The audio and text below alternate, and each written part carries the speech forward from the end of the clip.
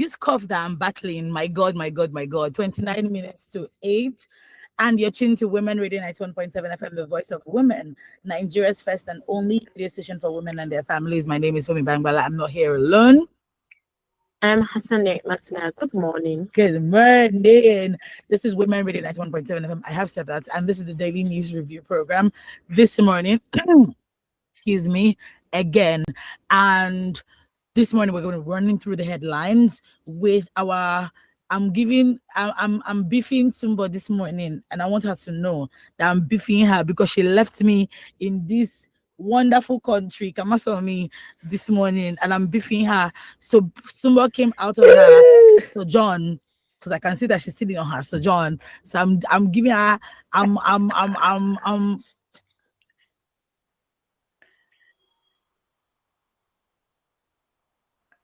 I can't hear you again. No. Okay. But before we bring someone on, remember that you can call us. But before the phone lines are open, you can text us, WhatsApp us, or send us voice notes on 0703 1756 537 or 08155 917 917. Okay, let's bring Sumbo on because you know we do this together with Sumbo in the morning, the headlines and everything. Good morning, Sumbo. How are you? Good morning for me. I'm good. It's good to be back. And I'm sorry if you are beefing me. You should go and drink some cold water for me. But you left me in this country. You never collect permission from me first. You left me in this country and then you left. And you are still where you are. As they say, out for dust now. Nigeria was almost killing me. I needed a breath of fresh air. I know. I want to introduce you to Nimatila. I'm still trying to learn how to pronounce her name right. She's our new. Did I get it? Kind of. So please pronounce it yourself, Ojare. Remember, doing so well, so far, so good. Nima, say hi. Hi, Sumba. Good morning. How are you this morning? I'm good. I hope you're good too. Could you please pronounce the name by yourself? Let me hear before Fumi murders it. Okay, it's pronounced Naimatullah.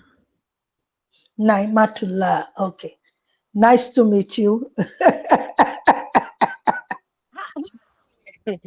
She tried for a first timer. I've been trying to. Okay, you know what? I'm going to leave it. Let's get into the headlines this morning. Starting off with the Punch newspaper. Sumba, since you left us in this country, I'm sure that you've been seeing that things have been happening. Plenty.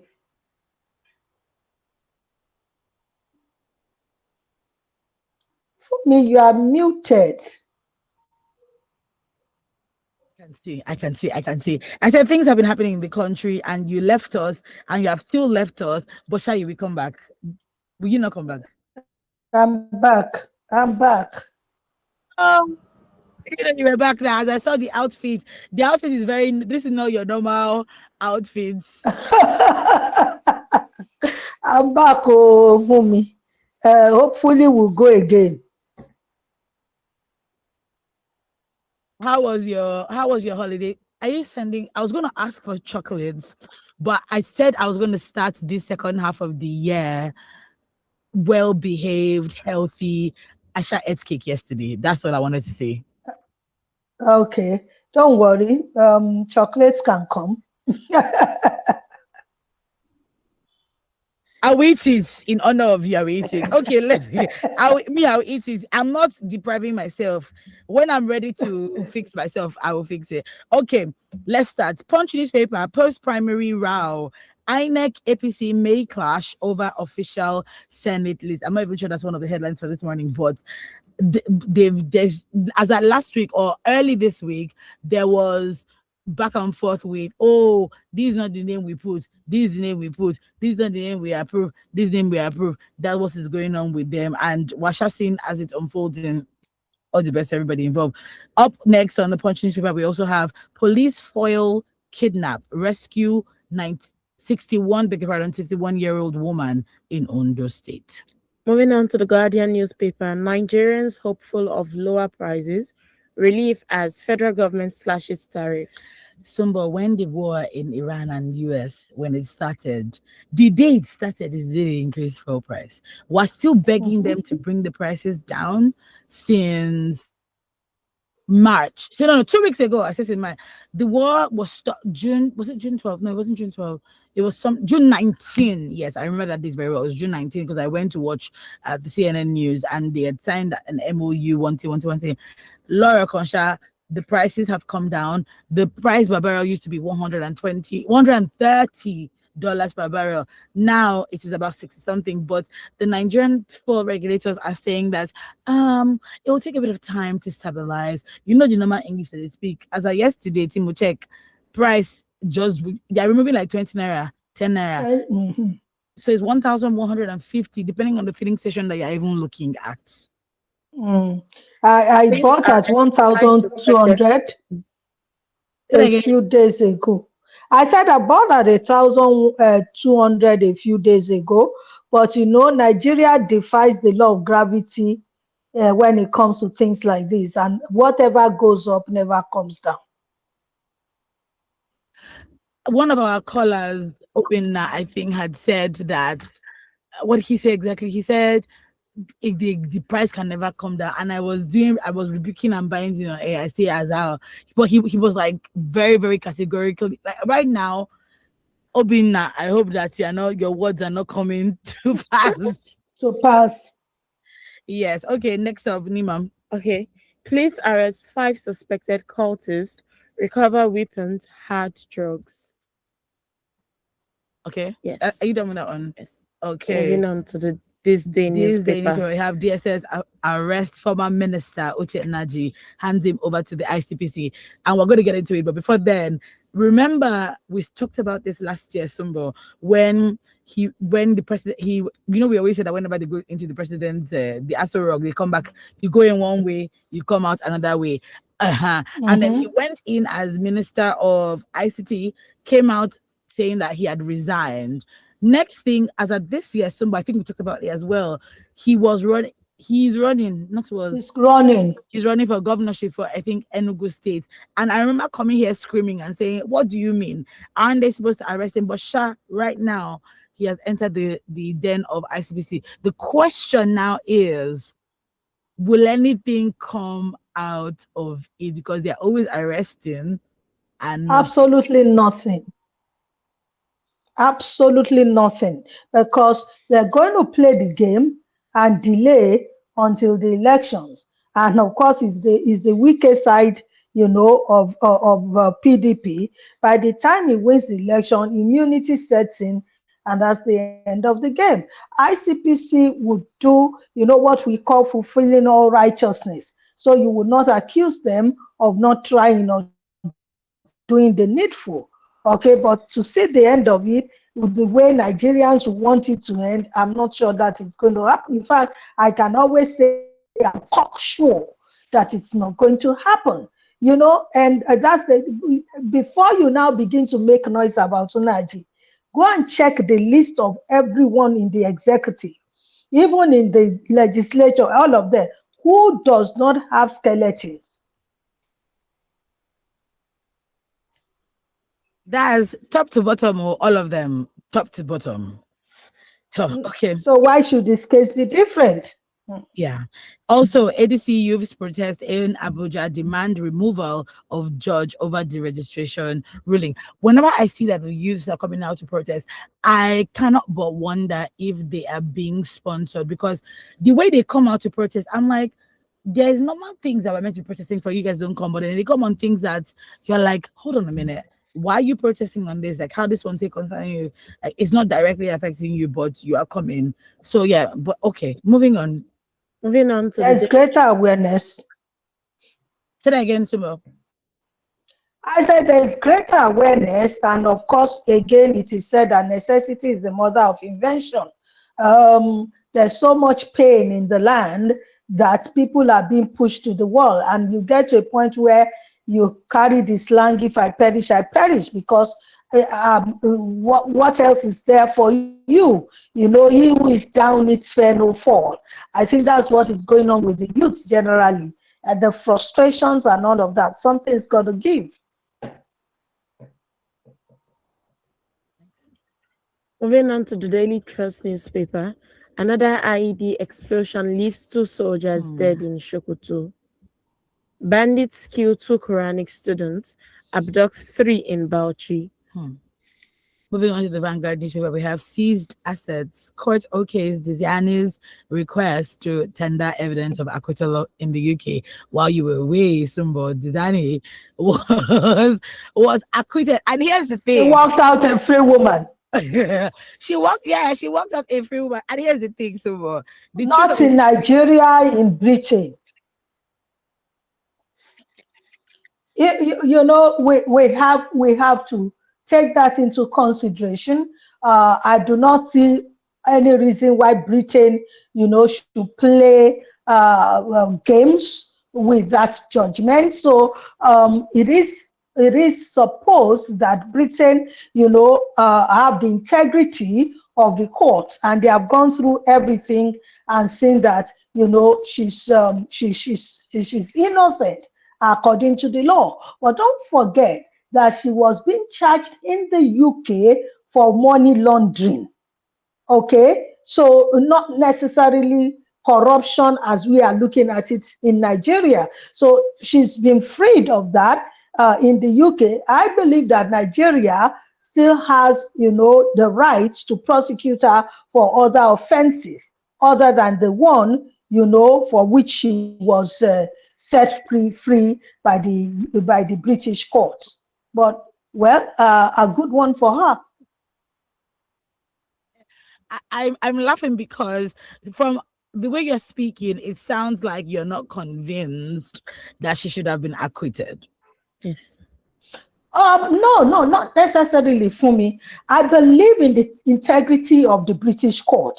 Hitherto, I've not seen any reason, you know, to think that the British courts mess up. If it were the American court in the time of Trump, I would say, oh, that's something. Do you understand? But I still have, you know, that sense of confidence in the British court. And so maybe there are things that we didn't see. And, you know, this is about money laundering. They would have tracked the systems.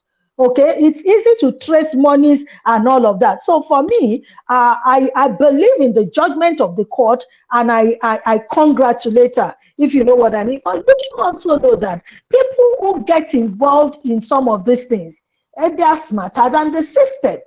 Okay, they know how to put things in place so that, you know, they can block channels and all of that.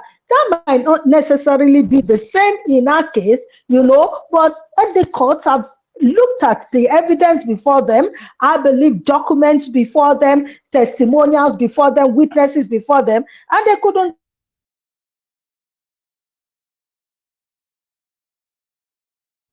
I mean, are there other things for which she's standing trial in Nigeria? And she's free in one court, she will come back, you know, and face this one. No, the truth of the matter is, even when you are tried in the same court, for instance, if there are different counts against you, if you have like 5, 6 counts, you know, against you, you can win in 4, but you would, you know, you would have to answer to 2 or, you know, to the rest. So that doesn't say any, but honestly speaking, she has gone through a process for 11 years. You know, to now come out after 11 years of torture and strain and abuse and all of that, to come out vindicated. I think that for me, I want to celebrate that with her, and we shouldn't take that away from her. Absolutely, I do agree with you. Moving on, Nima, the next headline. To the Vanguard newspaper, seized assets. No, Premium Times. Beg your pardon. Or your abduction. Teachers suspend strike after government appeal. ICPC secures 14-day remand warrant to detain ex-minister Oche Nnaji over certificate forgery. Okay, moving on to the Nation newspaper. ADC uploads candidates' names to INEC portal on Tuesday. We all awoke to the fact that INEC had sent access codes to the parties, and some parties had come out to say, we haven't gotten our codes. ADA had to get a court to to get INEC to release the code, some other parties. But as of this week, we've been seeing that there's been movement, so to speak. I remember asking Adeyemi that there was a date, 26th of June, to release the access codes, and it's going to end July 19. And I remember asking him, I was like, if they set a particular date for it, like, shouldn't people have started getting their codes? Because that's what this is. That's the problem. And I had asked him, and maybe I should ask you as well. I asked him another same question. Would you say that INEC has been objective or in the clear when it comes to bias with regards the 2027 elections, whether in the name of access code, primaries and things like changing of names? Would you say they've been in the clear? I think that the word, independent should be removed from, INEC. Let's just call it National Electoral Commission, because, by the very, way by which INEC, the officials of INEC are selected, that's the word, it already tells you that it is almost impossible for them to not be biased. The INEC chairman was appointed by the sitting president. Whose interest do you think is going to serve? So I think that question should not even come up at all. He who pays the piper dictates the tune. I personally think that there must be other ways by which we would get a chairman of INEC elected, to remove this bias that we're talking about. And so that's on the one side. On the other side is the fact that when you look at, their actions in the past, since, this particular INEC, this particular, what's the word now? Well, not just the chairman, this particular set of people have come in.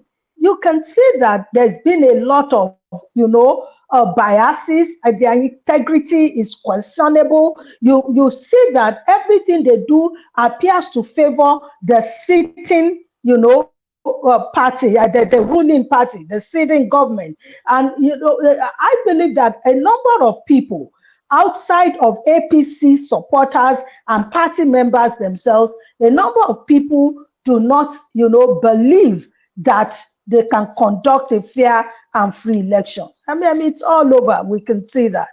Take, for instance, now, okay, I think we're going to come to that. So maybe I shouldn't preempt that particular news item.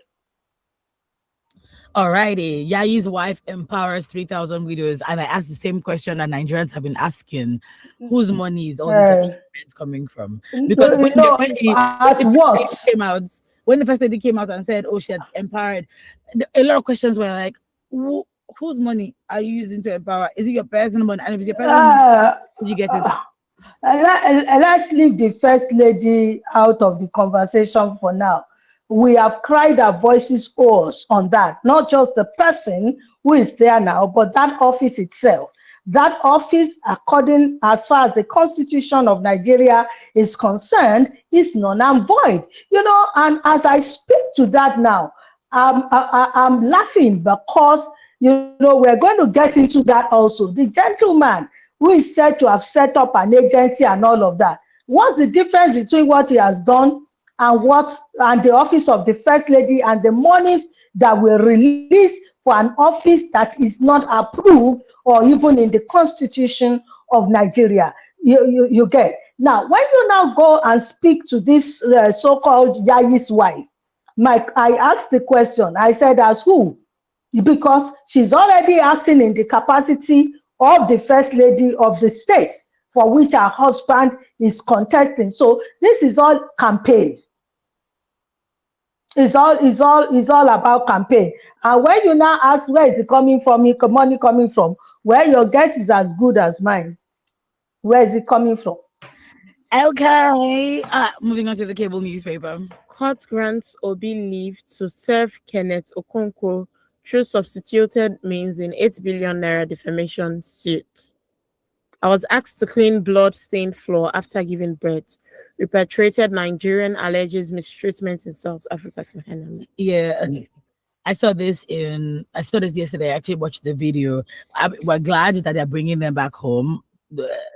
I'll be late, but they're bringing them back home because I spent the better part of my yesterday watching videos, horrific videos of what's going on in South Africa, and words cannot even begin to. I don't think words are enough to be able to explain or emote how I'm feeling about this. But yeah. Moving on to the Daily Post, we must fight like wounded lions to deliver Tinubu as what? Says Imo APC what? Okay. Era of ballot box snatching, results changing. Era of ballot box snatching or results changing over. INEC chairman Amopito says, well, Sumbo has given her 2 cents on what she feels about him.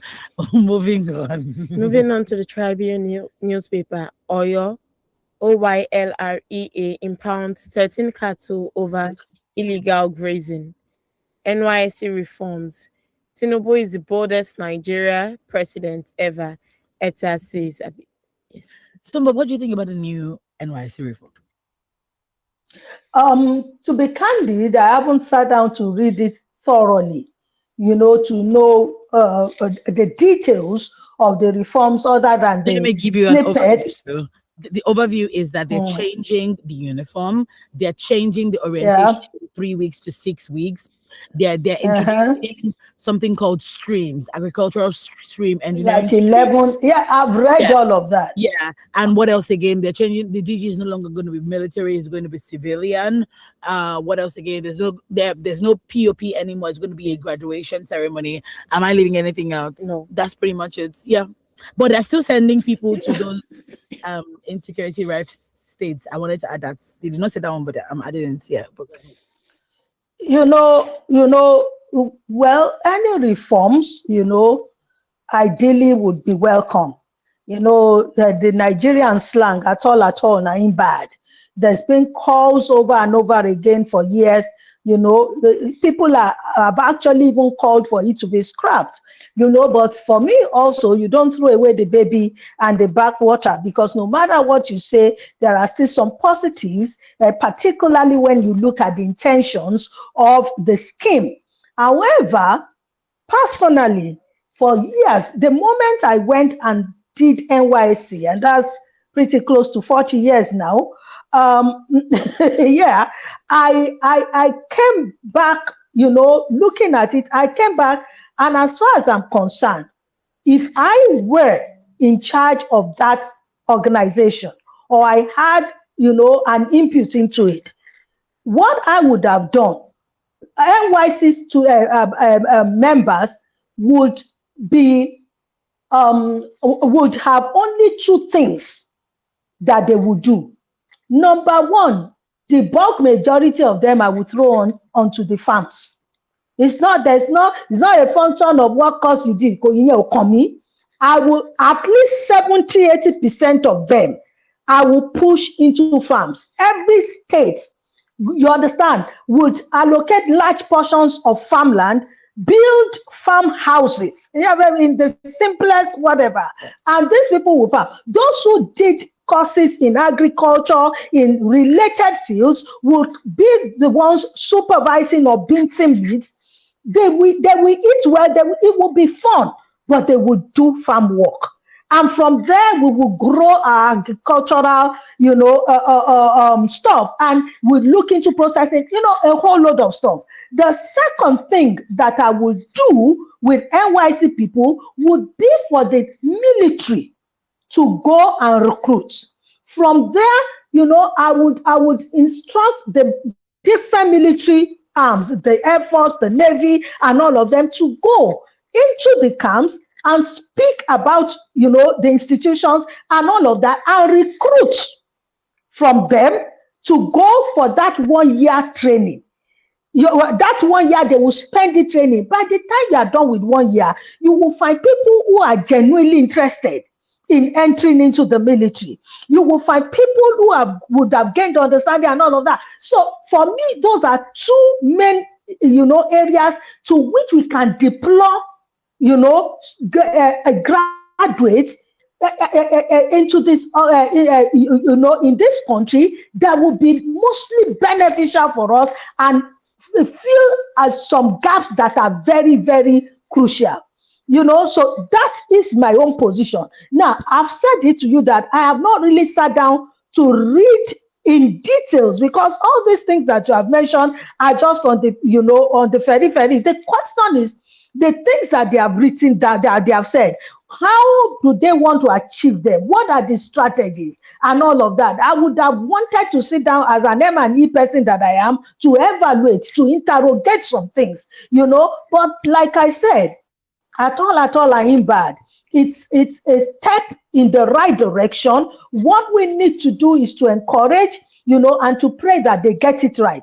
And let's see how this is going to pan out. But honestly, the NYC had needed these reforms from. I mean, NYC was founded, I think, in 1973. My brother was about the first or second set.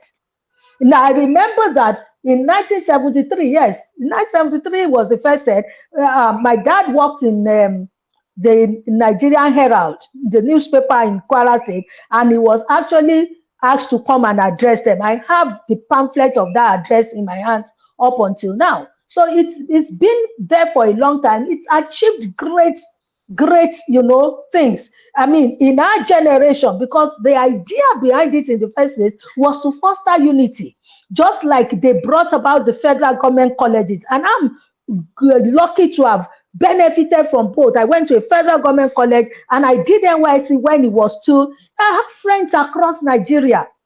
And so you can't see me as an ethnically biased individual. I have best friends from across this nation, from the north, from the east, from the south, everywhere. And that is thanks to me having been a student of Federal Government College, Lagos, and also, I served in Kaduna, for instance.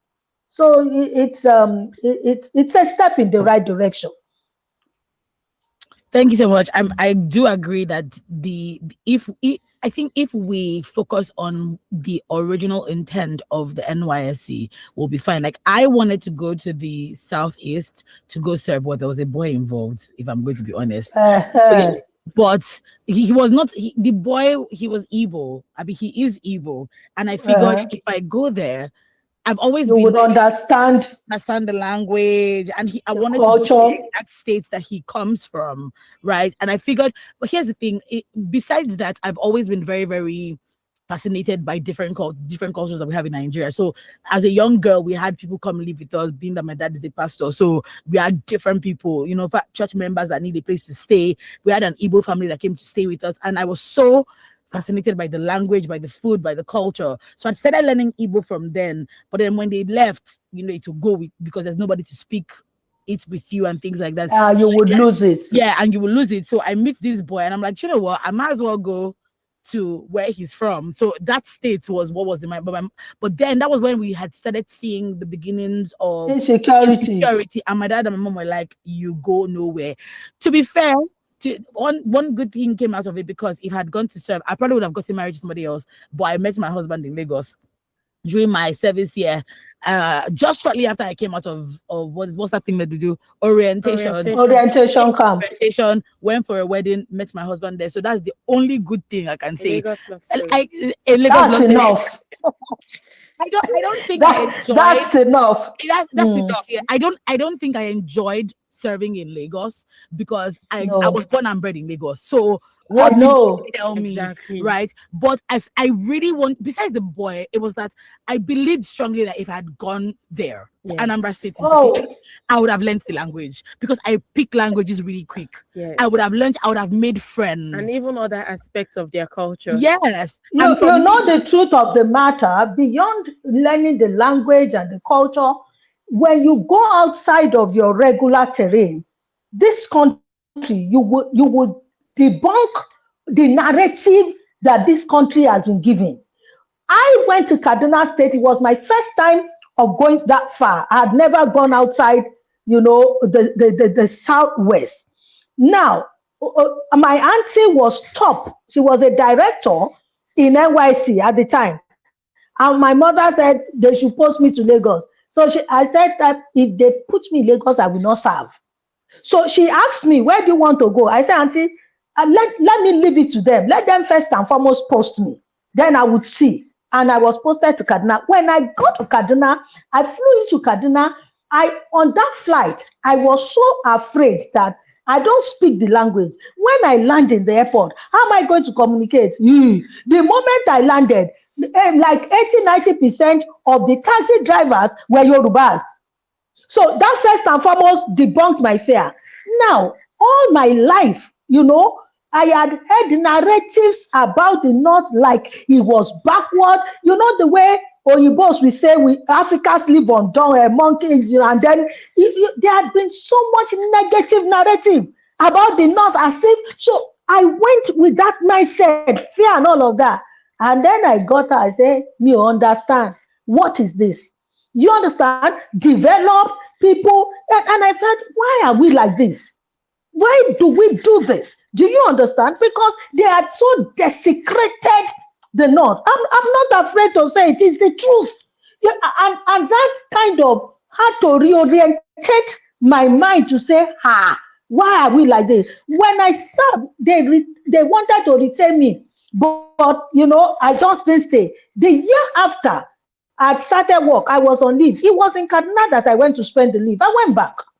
Do you understand? So it would expose you to see firsthand the reality, the truth about every different, ethnicity and all of that, and not this stupid narrative of hatred that the fathers and mothers have passed on to the children. Today, when I see Nigerian youths on social media fighting Omale Yoruba, they have slangs for themselves. The Igbo, the Yoruba, the Hausa. I say, where are you hearing these stories from?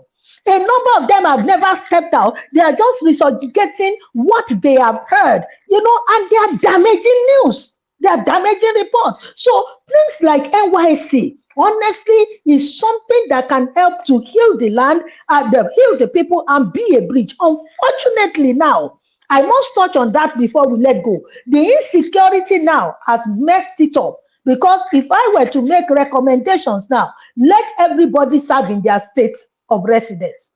In a place where they are already familiar, where they have family, where they have support systems. I have children. One has served, one is in law school. The one that has served, I had dreamt that they posted that to Calabar. So I told her, I said, that's where you are going.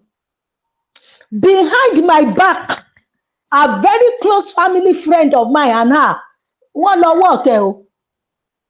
Within 24, 48 hours, she was posted to Lagos. When she told me, I said, Ronnie, then she showed me the letter. I said, they posted you to Lagos. I'm a woman of the spirit. Then my friend said, Kalabari. Second.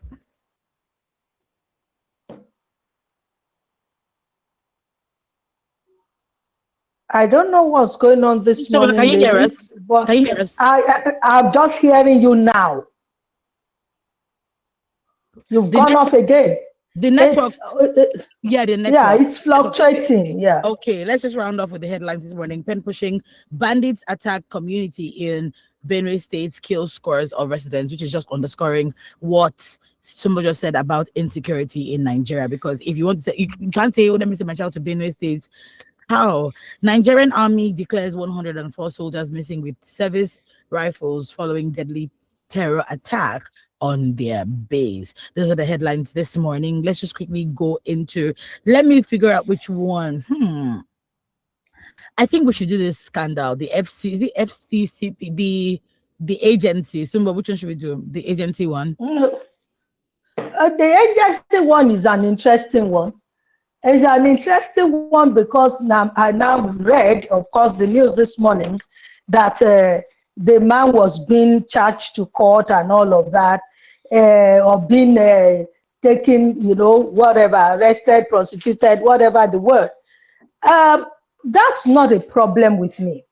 But my problem is that he cannot, whatever you want to do, prosecution, arrest and all of that, it cannot be one-sided because it is not the only party to this thing. And I think that if we have a government that has a sense of shame, before you get to the man at all, you must look inwards and look in house. Question: how did anybody get to do these things, fly with it for I don't know for as long as how long, and then there are critical questions that the man himself has put out there for us to ask. How did this agency that is fictitious, that you consider fake, how did he enter into budget with allocation of money that high, that enormous? You understand? How did it get in there? So we know that these things happen. And we know that probably there are many more. Now this one, you know, this one is just the one that is the scapegoat. I believe, do you know, Fumi, in other crimes, the moment Femi Gbajabiamila's name was mentioned, nobody is going to tell him. He will resign. He will resign and he will go and face prosecution. He will have to shalaye. Do you understand? But this high-handedness that we have in Nigeria, a government official is accused of ineptitude, is accused of fraud, corruption, and all kinds of nonsense. And the first thing we do is to rise up in defense. We will rise up in defense at the government level. We will rise up in defense, at the party level. We will rise up in defense at the ethnic level. Tribal level, it's because it's a Yoruba man. It's because what kind of nonsense? So Femi Gbajabiamila in this instance should be asked to step aside and until investigations are concluded. Do you understand? Now the man also spoke about a bribery. Unfortunately, that one is going to be difficult to tie down because when you do bribery, usually it's not traceable. I will not go. That money was probably going to be done, like you said, through proxies or in cash and all of that. All kinds of nonsense going on in this country. I cannot prove it, but at the same time, I cannot disprove it. But I have read too many cases like this linked to Gbajabiamila in terms of appointments. Okay, so for me, it's not just about carrying the Adeyemi man, it's about interrogating how did this happen, and then the office was in the secretariat or whatever they called it, within government environment. People were going in and coming. The guy was entertaining, people from outside the country. This morning, I just saw on X, somebody who had brought out photographs and videos of how he had brought people, Asians, they say from Thailand or wherever. Look at even the office setup, the flag of the seal of Nigeria, the flag. I say, law. Do you understand? How we must interrogate that? That is 419 at the highest order. At that top echelon of government, we need to interrogate it. You understand? The thing is this, we know ourselves, so we are Nigerians. I fear for the life of the guy. If he's not careful, they will delete him. Because when we look at this situation, there are going to be many people involved. The money involved is not small. So there must be quite a number of them that are involved in this thing. If he's not careful, fire. Do you understand? And I bumped into this story yesterday, and the more I read it, honestly, Sumbo, I honestly thought that it was something like is he AI? Some joke. I thought it was a joke. The more and then on X, I started seeing thought leaders, people that I you can tell that that they're thought leaders on X. I started seeing their comments and I was like, wait, I called myself back. I said, Yo, you pay Tony. attention to this thing because, like I mentioned, it was the South African issue that I think just came. I said, ah. And what's interesting is that they said We are shameless the people. only witness to the bribery that they said has been killed. Has died. In market fire. How convenient. How convenient. Do you understand? Who was it that some president at some point in time said that in the cabinet there were a den of killers, the den of murderers. It's obvious, my darling sister. You understand? But between you and I, let's see how this is going to pan out. We know, as I said, the thing we have made noise about it now. In the next couple of weeks, you ain't going to hear nothing again. It's just going to perish into oblivion. Nothing is going to come out. We've seen it over and over again. Over here for you. Do you understand? And so, because now the people that should be answering questions also, the National Assembly should be answering questions. You understand? The committee on that particular, area of the government should be answering questions. Who put it in the budget? Where did that budget come from? Under what, ministry? Because it's not an agency would usually submit to a ministry. It's not on its own. And even if it's under what aspect of the government or the sector, what sector did that money come in the budget? And do you understand? And the monies have been dispersed, if I'm correct, because what the man is claiming now is that all of this came out because Jajabi Amila wanted a percentage from the disbursement, and he was like, I'm sure it's not that me or but do you understand? And the truth of the matter is, it's not rocket science. This thing that had been done underground for so long, why is it coming out? There's been a disagreement in terms of sharing formula. Do you understand what I'm talking about? It's a problem that happens between, amongst thieves. So you have stolen the loot, sharing becomes a problem. You carry they kill themselves, and that's it. So my darling sister, moving on, like you would say. Okay, we're going to take some messages this morning because the more we talk about this thing, the more unbelievable it is. A government agency, I will call it, an agency was established in the name of the president. Money was and it is being run with money.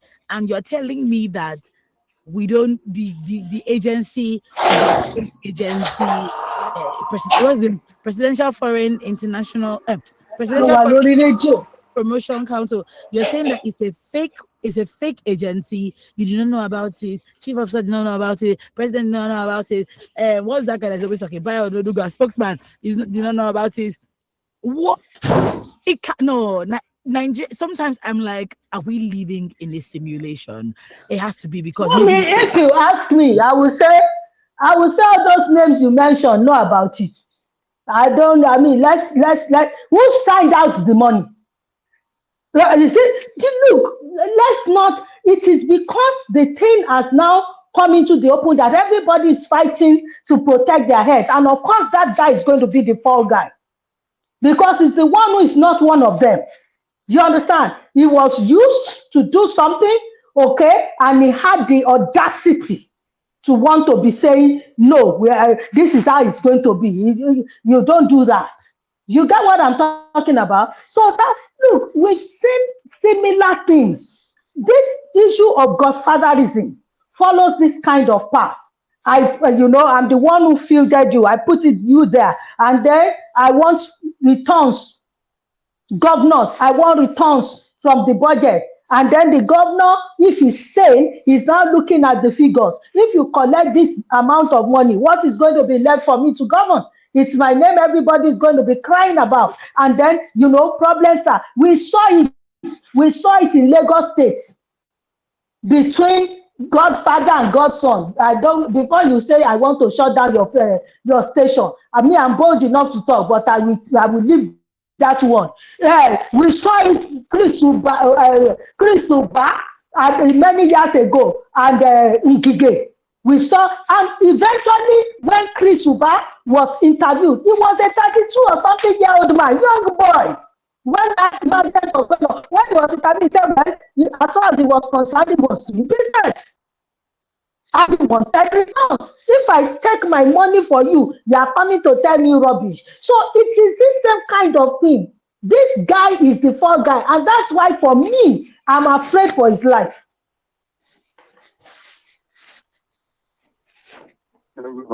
Hello, good morning. We have a call. Good morning, Evangelist Dixon. Good morning. Good morning. Good morning.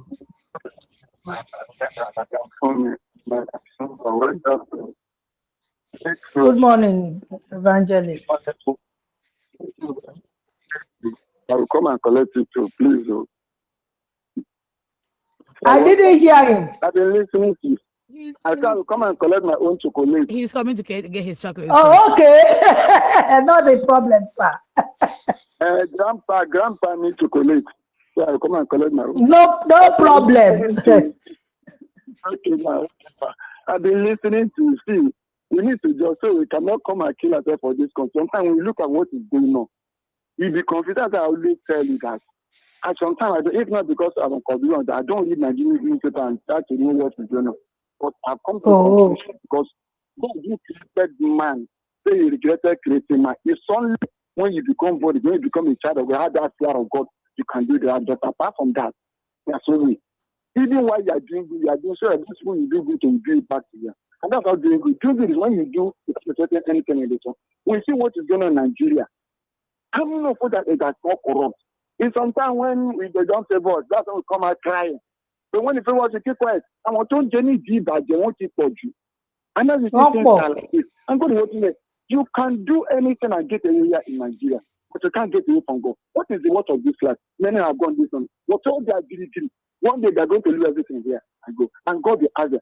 As I'm not worried, I encourage myself in the word of God. Go and look at what is going on. Look at petrol now.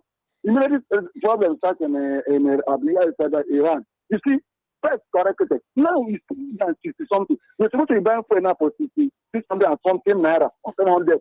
But see where they are. See where we are. And so tomorrow, these same people will come and start blaming one about the other. So, I don't even know. Let me not judge them. I agree with what you're saying. To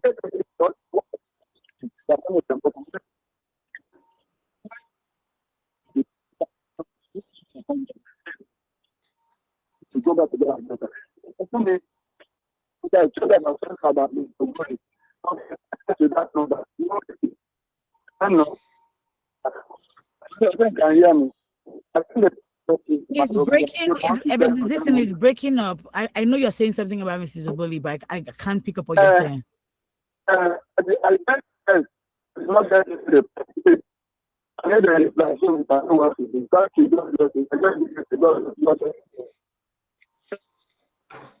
That's bad. All right, thank you so much. I was going to speak about that at the end of the program. So Mrs. Obodi she's not been around because a close friend of hers, who is a widow, had a terrible incident. The whole house was razed down by fire. So there's nothing, just her and her children. They're living with people around, and so we've been trying to raise clothing. And so now Evangelist Dixon is asking about account details. I will ask Mrs. Oboli for the woman's account details. It's verified because she sent me the video and everything. So once I ask her for the account details, I will. Oh, I do have the account details here. 68757 11017. 68 excuse me. This code, God, I beg. 68757 11017 FCMB Esther Veronica Oboli. I'll say again 68757 11017. Hope I got it right. FCMB. If you didn't catch that, you can send us a message. What's the name? 6875 711. No, not the number, the name. Okay, the name Esther Veronica Oboli, FCMB Bank. and then you can send us messages. We are also asking for clothes and shoes for them. She has 3 children, 15, 13, and 11. The girl is 15, the boys are 11 and 13. And they're tall, I'm supposing. So in case you have clothing, good ones though, is I'm begging you, good ones. Good ones, we don't please. want anyhow things. Good ones, please send them in. A family at the end The of the day. boys are 11 and what 13, age? 11 and 13. 11 and 13. Okay. Yeah, the girl is 15. All right. So please, you can Okay. bring them if you're in the Arepo's surrounding and you're around, you can bring them to Women Radio facility, 37 Beachland Road. Bring them and then we can sort through them and send it to them. We don't want to send them in bits, so please bring them so that we can send them all together to them. Thank you so much. Thank you so much to everybody. Once again, the account number is 68-757-11017 FCMB Esther Veronica Oboli. That's the account number. And if you want Mrs. Oboli's number, so you can liaise better with her, maybe you want to talk to the widow, you can ask us and we'll send it to you. So Mrs. Oboli says household items, shelter, clothing, and there's no small contribution. Nothing is little. Nothing is too little. Okay, we have some messages, Nima. Okay, from Olushoga Ajayi from Odonla Ikorodu. He says, if the agency does not exist, how does it allegedly have multiple CBN accounts, including foreign currency accounts, beg your pardon, over 300 staff, reportedly approved by the head of Civil Service of the Federation, and more than 1.3 billion budgetary appropriation? This continue. Yeah. Now this country, now something else. I didn't even come to see that 300 staff. I'm gonna be called. Next message from Additional in Ikorodu. This morning to you in the studio. The flood that has taken over parts of Lagos is expected because Lagos is unable to dispose the waste generated in the state. And the flood also ravaged parts of African country, and on the repentant Boko Haram and bandits who continues kidnapping of students in Borno and other parts of northern Nigeria. I think it is time for for the National Assembly to pass a law that will compel authority to use this repentant Boko Haram or bandits for farming between 2 or 3 years. So he sent this message yesterday, and I said I don't want this message again because what you are saying is we're not doing repentant bandits over here. Sorry, additional Wasiu. They should face the full wrath of the law. Put yourself in those people's shoes. If it was you that they came to do this thing to your family member, would you say repentant? Moving on to the next message. Actually, prison is part of repentance. That is the whole idea. They send you to prison to remove all the madness from you. For Sumba to join us. Okay, she's back. It wasn't you, Sumba. It was ours. It was our. Okay, Nigeria will survive. That's what Sumba is saying. Sumba is saying that because she just came from Obodo Imbo and she's feeling so cool with herself. What gives you the impression that it's Obodo Imbo I went to? So anytime anybody travels, it's Obodo Imbo. For your information, I was in Ghana, where it rained for 1 week non-stop. Because you said, and I quote, something about the hours. So Ghana have hour difference because the 1 hour is I beg. I'm a retiree. All right, it's good to have you back. We really did this. I missed you personally, but I was glad to have you back. Okay, and see you next week for another edition of the Daily News Review. 9:05 is her Naimatullah. Naimatullah. Almost got it. Naimatullah. Naimatullah. I'll just call you Naimat. No problem. Thank you so much, Silva. Have a wonderful weekend. You Yeah. too. Bye for now. This is the Women Reading